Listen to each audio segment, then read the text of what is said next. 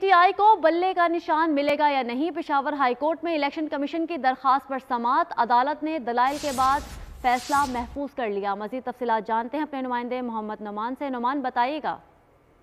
जी बिल्कुल, आज Peshawar high court के जज जस्टिस एजाज खान ने इस केस की समाअत की है और इस केस में इलेक्शन कमीशन के वकील सिकंदर मोहम्मद पेश हुए। उन्होंने ये दलाइल दिए कि इलेक्शन कमीशन अगर से इस केस में फरीक था लेकिन उसको नहीं सुना गया, जबकि वफाकी और सूबाई हुकूमत को फरीक बनाया गया है जो कि जिनका इस केस से कोई ताल्लुक नहीं।